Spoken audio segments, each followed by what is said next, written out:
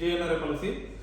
అందులో ముఖ్య విషయం ఏంటంటే గల్ఫ్ దేశంలో ఉన్నటువంటి ప్రతి ఒక్కరికి వీడియో ఖచ్చితంగా షేర్ చేయాలా. ఎందుకంటే గల్ఫ్లో ఉన్నటువంటి ఇప్పుడు నేను చెప్పేటువంటి డాక్యుమెంట్స్ ఖచ్చితంగా మీ ఇంటి దగ్గర ఉండాలా. ఇవి ఉండడం వల్ల మీకు ఉన్నటువంటి ఉపయోగాలు ఏంటంటే, ఇప్పుడు సడన్గా మీరు మంచి కంపెనీలో ఉన్నారు, మంచి ఉద్యోగంలో ఉన్నారు, కానీ సడన్గా మీరు ఫోన్ చేయకపోతే మీ ఇంటి వాళ్ళు బాధపడుతున్నారు.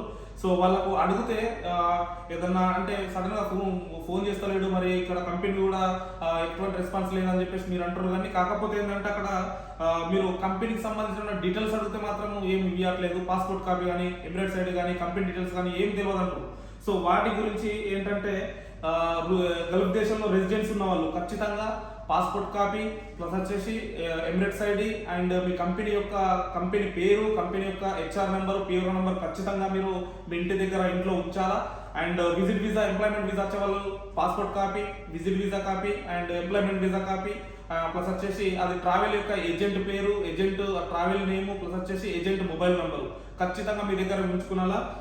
ఎందుకంటే గల్ఫ్లో మీరు వచ్చిన తర్వాత సడన్ గా కొత్త వాళ్ళు వచ్చిన తర్వాత మిస్ అయితే, పాత వాళ్ళు ఉన్న తర్వాత కూడా సడన్ గా మిస్ అయిపోతే మిమ్మల్ని పట్టుకోవడానికి ఖచ్చితంగా ఈ 3 ఉంటేనే మేము ఏదన్నా పట్టుకోగలుగుతాం.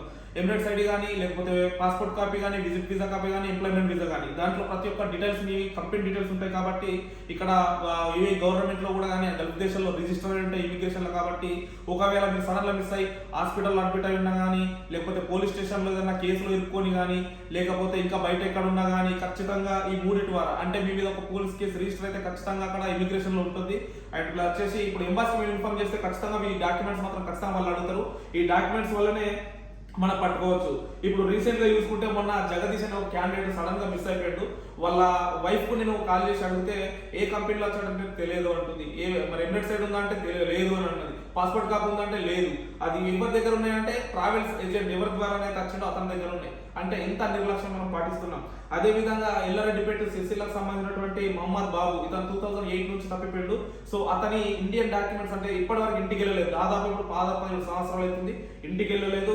ప్లస్ వచ్చేసి వాళ్ళ ఫ్యామిలీ దగ్గర పాస్పోర్ట్ కాపీ లేదు, ఏం లేదు. ఇండియన్ డాక్యుమెంట్స్ ఉన్నాయి. ఇండియన్ డాక్యుమెంట్స్ ముఖ్యంగా చెప్తున్నా, ఇండియన్ డాక్యుమెంట్స్ ఉంటే మాత్రం ఇక్కడ మనం పట్టుకోవడం కుదరదు. ప్లస్ వచ్చేసి ముల్లరాజన్న కేసు అయితే మీకు తెలుస్తుంది. భారతీయుడిని గుర్తించడానికి ఎంతో మనకు కష్టం ఉన్నది. అటువంటిది ప్రాసెస్ చేస్తున్నాం. అట్లీస్ట్ మీరు ఎన్ని సంవత్సరాలు ఇక్కడ ఉన్న ఒక్క పాస్పోర్ట్ కాపీ ఉంటే ఖచ్చితంగా మిమ్మల్ని ఇంటికి పంపించే ప్రయత్నం చేయొచ్చు.